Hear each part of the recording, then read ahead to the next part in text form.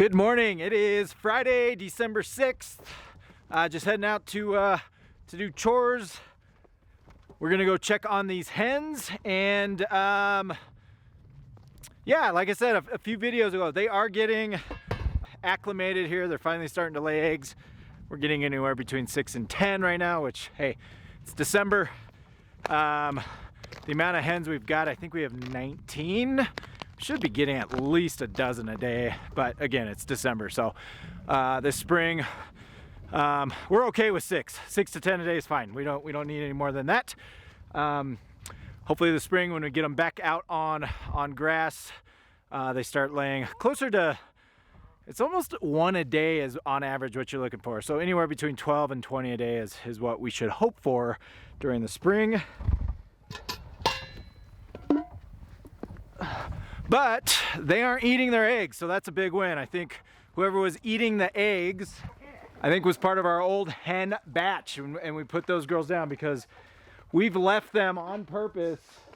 Yeah, it looks like there's some eggs over there right now. We've left them on purpose all day just to make sure I come out and they are definitely not, they are not eating the eggs, which is great. So we got rid of that problem. We're gonna just allow these chickens to do their thing. And guess what, Dad? What? That BFG had to kneel down because he's so big to eat from the food. So BFG, one of our roosters, he's so big he has to kneel down like a pig. Yeah, it's funny. Now he's not doing it. He's like, yeah, he's like, look, see, now he's doing it. See, he can't stand up for his legs for long.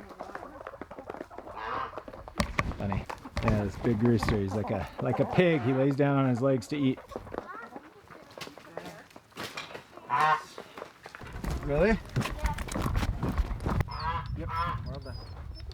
Bye, guys. Bye. The white-tailed deer and the honey. What? Oh. All right, so all the hens are good. Natalie lifted the sidewall, so it's very nice to have that option on that high tunnel. Obviously, in the summer when we're growing veggies, we're propping up those sides just to get cross ventilation. But right now the sun's out. It's probably going to be, it's chilly in the morning. Excuse me, it's chilly in the morning.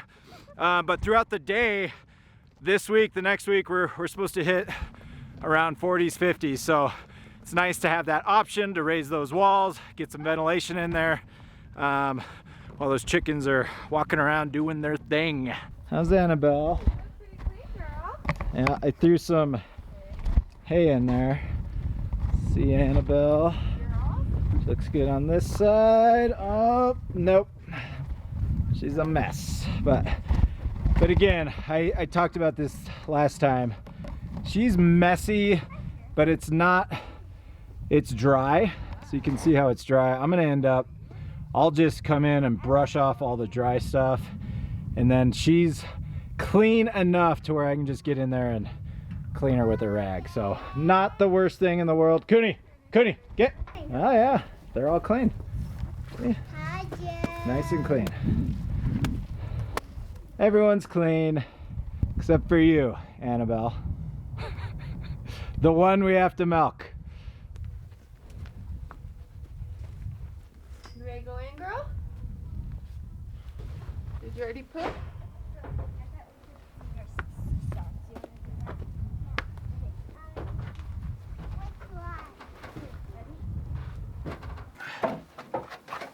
All right, so you can see, I mean, she's not horrible on this side.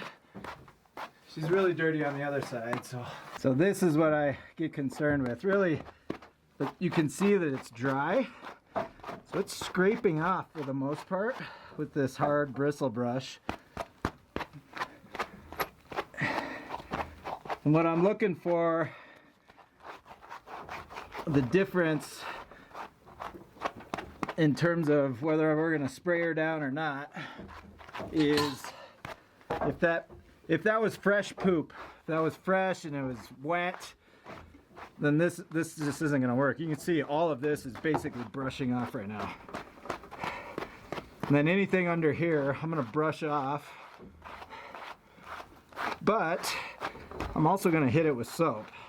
and I'm really gonna clean the udder, but you can see all that coming off. The initial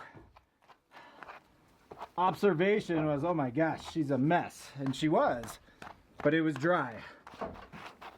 So we can just come in here and brush it off and then just clean really well under here. And the reason we want to do that, look, if she's a complete mess, it's wet poop, we have no option. We got to spray her down. The problem with that is now all of this, all her hide is just sopping wet and it retains water.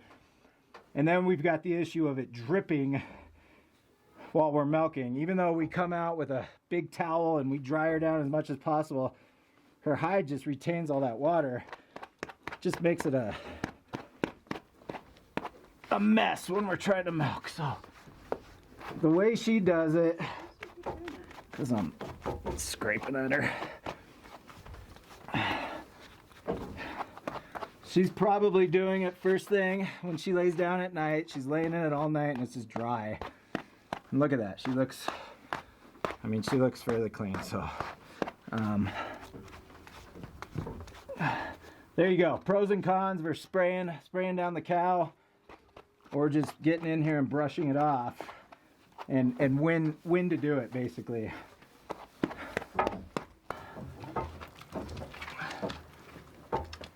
Okay, let's move on.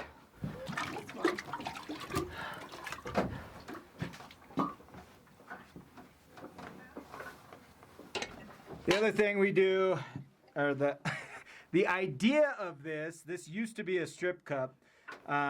You can see it's smushed. I mean, our cows have stepped on it multiple times. This came with this is aluminum. We would never drink out of it. We don't drink out of this. This is not something I would pour liquid into and drink. The point of it is a quick test for mastitis. It came with a screened top. So the top would go on. You'd strip milker in there, and if it was clumpy, you knew you might have a mastitis issue. I think this is very great as a beginner, just to give you an idea of what it looks like. We're aware. I mean, we can tell if there's a mastitis issue now, so we don't necessarily need it. However, we still strip. So we're gonna spray. I do about 20 per teat.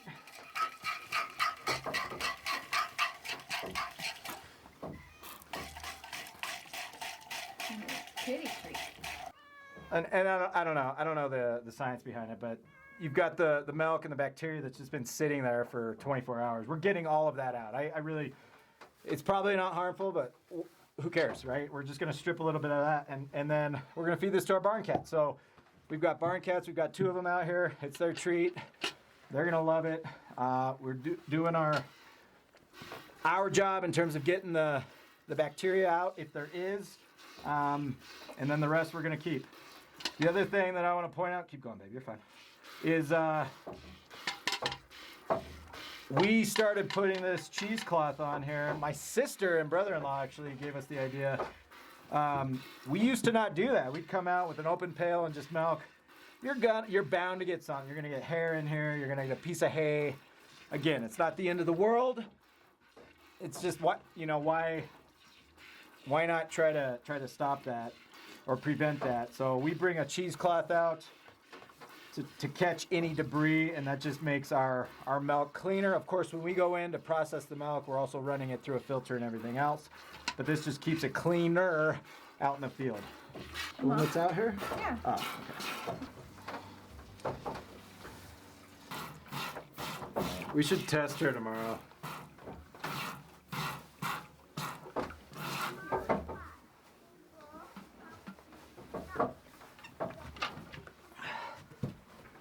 Okay, so we're all done milking.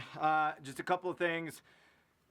Again, seems very obvious, but it's these little things that we've learned over time. Couple of things. When I was milking her, she did kick the side of the side of this. So you can see she got a little of this dirty. I mean, it was right up here. So I pulled it down a little bit. When we go inside, it's super important to, when we pull this off,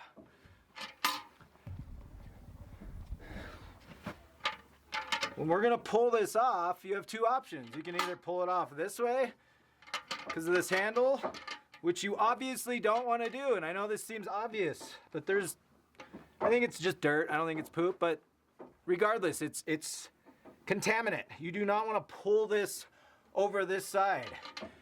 So when we go in, we're gonna pull the cheesecloth off this way to minimize, again, this. So this is never going to cross over the top of the milk again. We just want to pull it off this way. So I get it. It seems obvious. These are just little tips. The other thing I'm going to do before I hand this to Natalie, so Natalie and the kids go back and they start processing, I'm going to wipe this down. So it was sitting on the stanchion here. We're going to wipe this down just in case we end up putting it on the counter, which we try not to. We try to, when we do this, we go throw it on the ground. We try to leave it off the counter, but you never know, right? You come in and kids are fighting or whatever. Something, you get distracted and you throw it on the counter. Again, just minimizing dirt, bacteria, whatever you want to call it. So,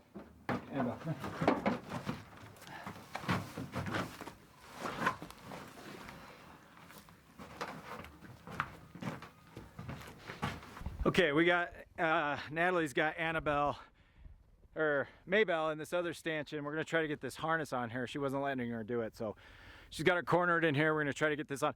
We just want to get this harness on her. We're gonna blood test her tomorrow for pregnancy. It's so much easier if we can have her harnessed and then lead her into the stanchion. So we're gonna try to get this on her right now. Hey. How do you get it on? No. No. You're okay. There you go. Almost.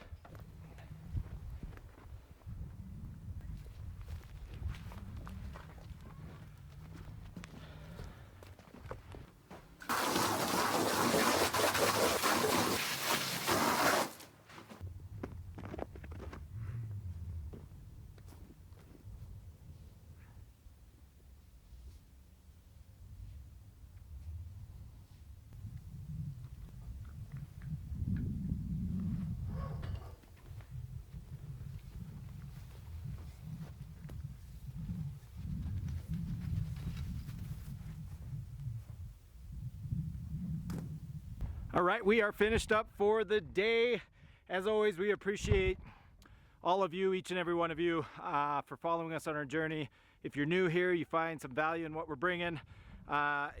Look, if you're able to pick up a tip, a trick, a golden nugget on any of these videos and you find value, we'd love for you to subscribe. Or if you're just following us on our journey, hey, we'd love the subscribe as well. Love the feedback, love the comments. Keep them coming. Appreciate y'all. Catch you next time.